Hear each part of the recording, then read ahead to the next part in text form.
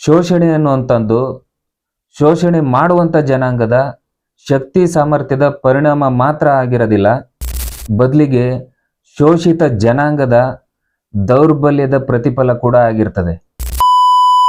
ನಮಸ್ಕಾರ ಸ್ನೇಹಿತರೆ, ದಿನಾಂಕ 28/12/2025 ಮೀಡಿಯಾ ಮಾಸ್ಟರ್ ಯೂಟ್ಯೂಬ್ ಚಾನಲಲ್ಲಿ ಮಾನವ ಮತ್ತು ವನ್ಯಜೀವಿ ಸಂಘರ್ಷದ ವಿಚಾರವಾಗಿ ಒಂದು ವಿಡಿಯೋ ಮಾಡಿರ್ತಾರೆ.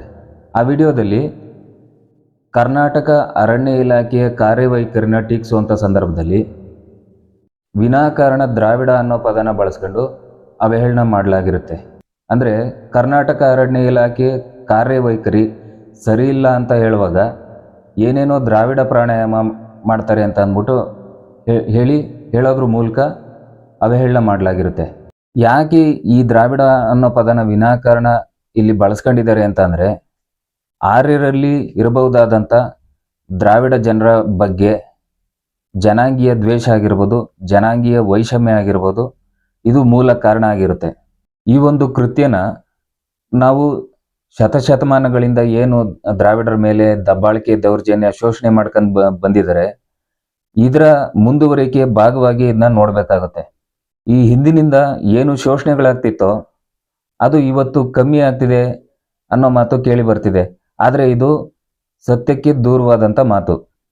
ಈ ಹಿಂದೆ ಯಾವ ರೀತಿ ಶೋಷಣೆಗಳಾಗ್ತಿತ್ತೋ ಮೂಲ ನಿವಾಸಿಗಳ ಮೇಲೆ, ಅದು ಇವತ್ತಿಗೂ ಕೂಡ ಅದೇ ರೀತಿ ಮುಂದುವರ್ಕೊಂಡು ಬರ್ತಾ ಇದೆ. ಆದರೆ ಶೋಷಣೆಯ ಸ್ವರೂಪ ಮಾತ್ರ ಬದಲಾಗ್ತಾ ಇದೆ.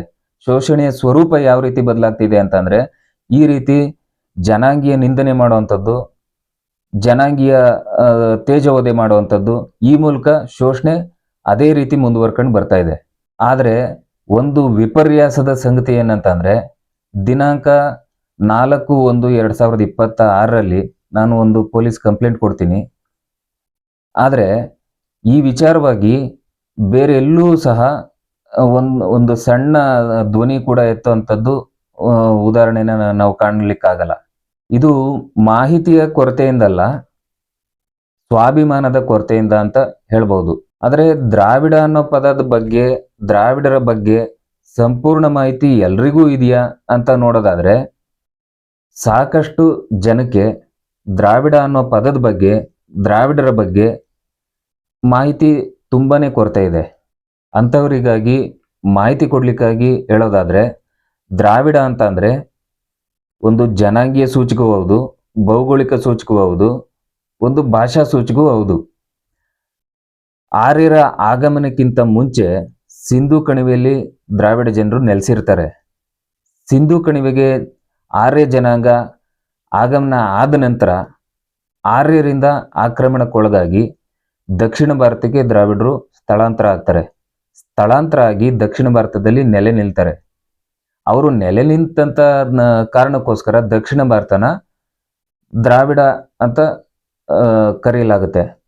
ಉದಾಹರಣೆಗೆ ನಮ್ಮ ರಾಷ್ಟ್ರಗೀತೆ ಜನಗಣಮನದಲ್ಲಿ ಒಂದು ಉಲ್ಲೇಖ ಬರ್ತದೆ, ಪಂಜಾಬ, ಸಿಂಧು, ಗುಜರಾತ, ಮರಾಠ, ದ್ರಾವಿಡ, ಉತ್ಕಲ, ವಂಗ ಅಂತ ಒಂದು ಉಲ್ಲೇಖ ಬರ್ತದೆ. ಅಂದರೆ ದ್ರಾವಿಡ ಅನ್ನೋ ಪದನ ದಕ್ಷಿಣ ಭಾರತಕ್ಕೆ ಉಲ್ಲೇಖ ಮಾಡಿ ಹೇಳಲಾಗುತ್ತೆ. ಅದೇ ರೀತಿ ದ್ರಾವಿಡ ಜನಾಂಗ ಮಾತಾಡ್ತಾ ಇದ್ದಂಥದ್ದು ಮೂಲ ದ್ರಾವಿಡ ಭಾಷೆ. ಆ ಮೂಲ ದ್ರಾವಿಡ ಭಾಷೆ ಕಾಲಕ್ರಮೇಣ ವಿಕಾಸ ಆಗಿ 5 ಪಂಚಕವಲುಗಳಾಗಿ, ಅಂದರೆ 5 ಬ್ರಾಂಚ್ಗಳಾಗಿ ವಿಕಾಸ ಆಗುತ್ತೆ. ಅದು ಕನ್ನಡ, ತಮಿಳು, ತೆಲುಗು, ಮಲಯಾಳಿ, ತುಳು ಆಗಿ ಈ 5 ಭಾಷೆಗಳಾಗಿ ವಿಕಾಸ ಹೊಂದುತ್ತದೆ. ಅದರಲ್ಲಿ ಉಪಭಾಷೆಗಳು ಹಲವಾರಿದೆ. ಆದರೆ ಬಹಳ ಮುಖ್ಯವಾಗಿ ಈ 5 ಭಾಷೆಗಳು ವಿಕಾಸ ಆಗ್ತದೆ. ಇಂಥ ಭಾಷಿಕ ಕುಲನ ಸೂಚಿಸುವಂಥ ಪದ ದ್ರಾವಿಡ ಆಗಿರುತ್ತೆ. ಇಂಥ ಜನಾಂಗನ ಸೂಚಿಸುವಂಥ ಪದ ಆಗಿರುತ್ತೆ.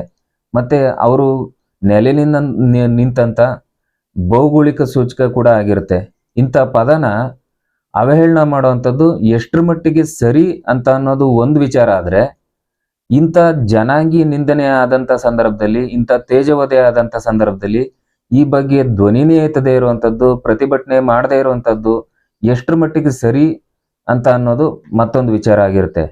ಈ ದೇಶದಲ್ಲಿ ಆರ್ಯರು ದ್ರಾವಿಡರ ಮೇಲೆ ಏನು ದಬ್ಬಾಳಿಕೆ, ದೌರ್ಜನ್ಯ, ಶೋಷಣೆಗಳನ್ನ ಶತಶತಮಾನಗಳಿಂದ ಮಾಡ್ಕೊಂಡು ಬಂದಿದ್ದಾರೋ, ಈ ಒಂದು ವಿದ್ಯಮಾನನ ನಾವು ಈ ಹಿನ್ನೆಲೆಯಲ್ಲಿ ನೋಡೋದಾದ್ರೆ ಶೋಷಣೆ ಅಂತ ಅನ್ನೋ ಪದಕ್ಕೆ ಒಂದು ಹೊಸ ವ್ಯಾಖ್ಯಾನನ ಕೊಡಬೇಕಾಗತ್ತೆ. ಏನಂತ ಅಂದ್ರೆ ಶೋಷಣೆ ಅನ್ನುವಂಥದ್ದು ಶೋಷಣೆ ಮಾಡುವಂಥ ಜನಾಂಗದ ಶಕ್ತಿ ಸಾಮರ್ಥ್ಯದ ಪರಿಣಾಮ ಮಾತ್ರ ಆಗಿರೋದಿಲ್ಲ, ಬದಲಿಗೆ ಶೋಷಿತ ಜನಾಂಗದ ದೌರ್ಬಲ್ಯದ ಪ್ರತಿಫಲ ಕೂಡ ಆಗಿರ್ತದೆ.